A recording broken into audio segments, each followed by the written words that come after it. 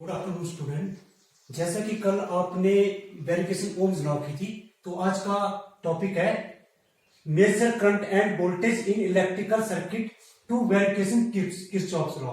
तो आपने मेजर करना है, करंट मेजर करना है, वोल्टेज मेजर करना है बाय किसके? किरचॉफ्स लॉ को वेरिफिकेशन करनी है। तो इसके ऑब्जेक्टिव है verification Kirchhoff's current law in 2 and 3 branch current, और दूसरी है उसका verification Kirchhoff voltage law with 1 voltage and 2 voltage sources. तो पहले हमने वेरिफिकेशन कैसे करनी? किरचॉफ लॉ के अकॉर्डिंग करंट की, और उसके बाद करनी वोल्टेज लॉ की। ठीक है, इसकी रिक्वायरमेंट देख लो। तो रिक्वायरमेंट में है इसकी ट्रेनर किट। तो ट्रेनर किट में आते हैं स्क्रू ड्राइवर आ गए, ठीक है, सोल्डरिंग आयरन आ गया, मल्टीमीटर आ गया और कॉम्बिनेशन प्लायर। ठीक है, ये आपको इसके टूल रिक्वायरमेंट में चाहिए। तो अब इसका प्रोसीजर है measure current and voltage in electrical circuits to Kirchhoff law के अकॉर्डिंग, फर्स्ट लॉ के अकॉर्डिंग पहले क्या है? करंट लॉ को हमने मेजर करना है।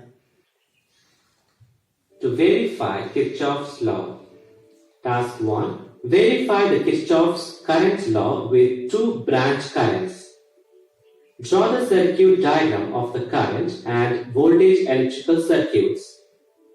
Positive terminal of DC supply is connected to the one end of the resistor, that is R1.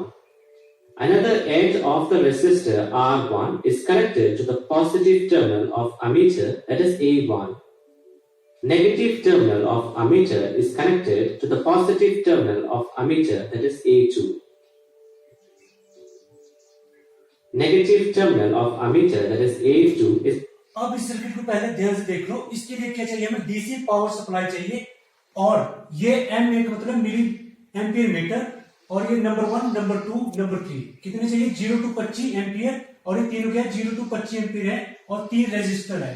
ठीक है, और अकॉर्डिंग टू सर्किट इसमें क्या है? एक सिंगल स्विच लगाया, उसके बाद रेजिस्टेंस, उसके बाद एक मिली एम्पियर मीटर, और इसके बाद ये जंक्शन पॉइंट बन गया, और जंक्शन पॉइंट पर क्या किया? 1 मिली एम्पियर मीटर यहां लगाया, 1 मिली एम्पियर मीटर यहां लगाया। ठीक है, उसके बाद रेजिस्टेंस लगाया। Is connected to the one end of the resistor R2. Another end of resistor, that is R2, is connected to the another end of resistor R3. One end of resistor R3 is connected to the negative terminal of ammeter, that is A3. Positive terminal of ammeter, that is A3, is connected to the negative terminal of ammeter A1. Another end of resistor R3 is connected to the negative terminal of DC power supply. Switch on the supply and then power on the DC supply.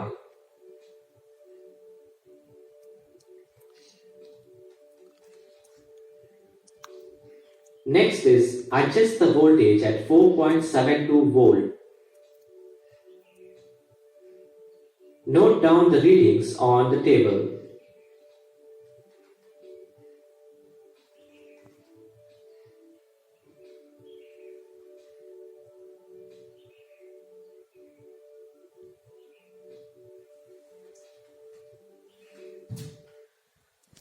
तो जैसा कि आपने देखा, उसके बाद क्या किया? Circuit को जोड़ा, और उसके बाद डीसी पावर सप्लाई को ऑन किया। उसके बाद जितने जो एम्पियर मीटर लगे थे, तो उसकी रीडिंग को नोट किया। ठीक है, V1 की आ गई 4.72, ठीक है, 2.25, और उसके बाद आ गई I2 की 2.25। ये मिली एम्पियर मीटर जो लगे इनकी रीडिंग है। हमने देखना है इस सर्किट में जो जंक्शन पॉइंट होता है उस पर करंटों का गणितीय योग शून्य आ रहा है कि नहीं आ रहा है। ठीक है, इसके द्वारा हमने इस चीज को वेरीफाई किया। जैसे यहां से करंट आ रहा है, तो करंट क्या कर रहा है आगे जाकर के? जैसे मेन करंट यहाँ पर करंट आ रहा है, तो करंट क्या कर रहा है? जंक्शन पॉइंट पर यहाँ पर करंटों का गणितीय योग शून्य होना, मतलब यह कि जो यहाँ पर मेन सर्किट में करंट आ रहा है, तो इसमें जो करंट डिवाइडेशन हो रही है, तो ये मेन सर्किट के बराबर होगी। यहाँ पर जो जंक्शन पॉइंट है उसको करंटों का गणितीय योग क्या होता है? शून्य आता है। ठीक है,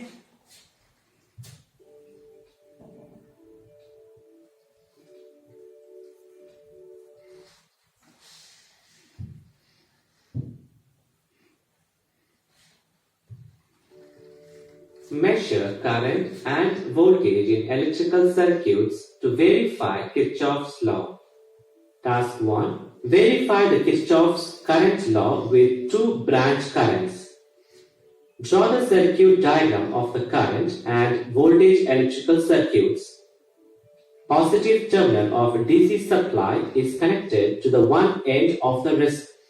आपने एक चीज का हमेशा ध्यान रखना है, जो आपके कनेक्शन है, connection should be right and tight. आपके जो कनेक्शन हो गए वो बिल्कुल टाइट होने चाहिए, लूज नहीं होने चाहिए।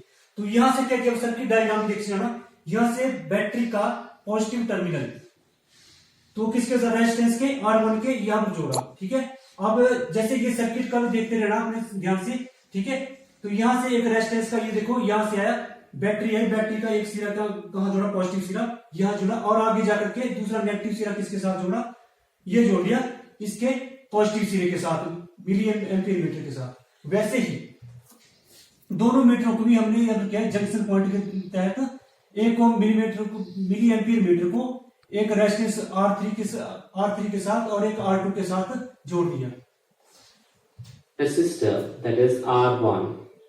Another end of the resistor R1 is connected to the positive terminal of ammeter, that is A1. Negative terminal of ammeter is connected to the positive terminal of ammeter, that is A2.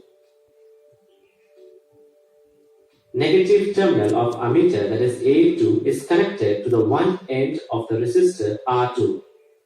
Another end of resistor, that is R2, is connected to the another end of resistor R3. One end of resistor R3 is connected to the negative terminal of ammeter, that is A3. Positive terminal of ammeter, that is A3, is connected to the negative terminal of ammeter A1. Another end of resistor R3 is connected to the negative terminal of DC power supply. Switch on the supply and then power on the DC supply. ठीक है, जब ये total सारा circuit आप connect कर दिया, उसके बाद क्या किया, डीसी पावर सप्लाई का स्विच ऑन किया।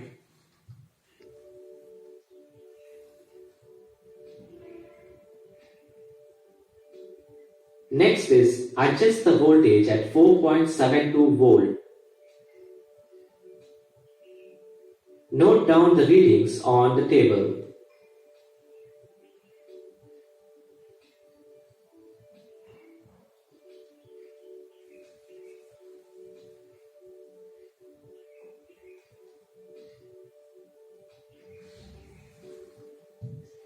तो टास्क 2 में आपने किरचॉफ का करंट लॉ के बारे में देखा।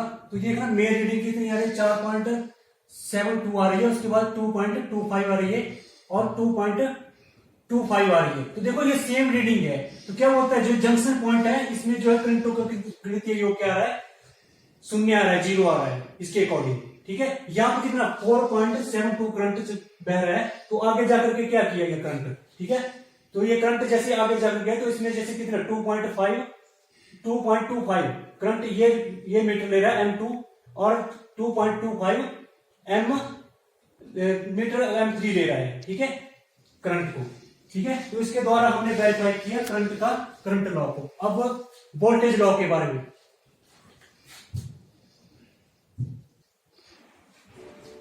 Verify the Kirchhoff's voltage law with one voltage source. Let's construct the given circuit diagram. Connect the positive terminal of power supply to one end of switch. Other end of the switch is connected to one end of resistor R4. Connect the same end of resistor to voltmeter. Current law के लिए क्या किया, ampere metre का use किया। अब जो आपका voltage law उसके लिए क्या किया, उसके लिए वोल्ट मीटर 3 वोल्ट मीटर लिए। कितने रेंज के लिए, 0 to 25 वोल्ट, 0 to 25 वोल्ट के 3 वोल्ट मीटर लिए, ठीक है। इसके अकॉर्डिंग टू डायग्राम चलना, फिर हमें डायग्राम देखना है, डायग्राम अकॉर्डिंग क्या है। तो पहले क्या लगाया, एक रेजिस्टेंस लगाया, ठीक है, उसके बाद दूसरा रेजिस्टेंस लगाया और इसमें बीच में क्या लगाया, एक रेजिस्टेंस और लगाया, ठीक है। अब इसके अकॉर्डिंग क्या करना, अपने सर्किट को जोड़ना है। One positive terminal.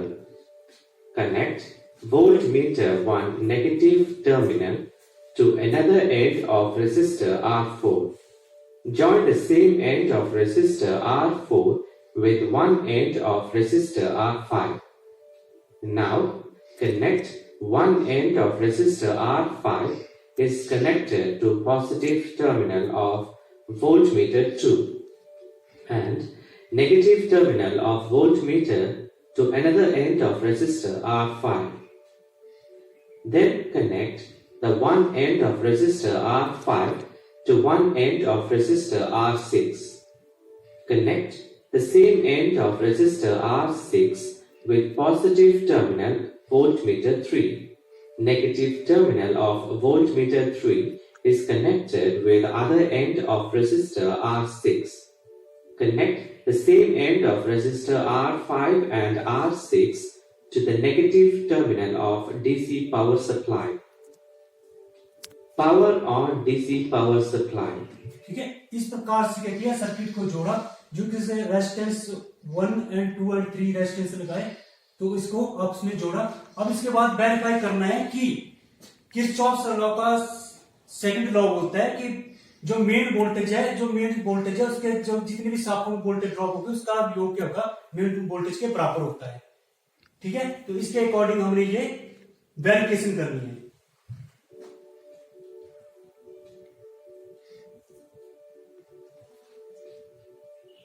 Turn on the switch. Note down the voltmeter reading across resistors.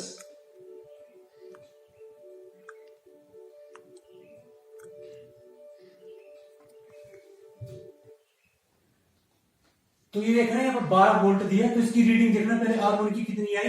जैसे ये रेजिस्टेंस लगे R4, ठीक है, ये R4 है, कितना है 1 किलो ओम है, और 2.2 किलो ओम का कितना है R5 है, और R6 कितना 3.3 किलो ओम का R6 है। तो इसमें क्या है, VR4 की वोल्टेज रेजिस्टेंस 4 की कितनी आई 5 आई, और वोल्टेज रेजिस्टेंस 5 की कितनी आई 7 आई, वोल्टेज रेजिस्टेंस की 6 आई। ठीक है, तो ये कुल मिलाकर क्या होगा, मेन वोल्टेज के ड्रॉप के बराबर इसका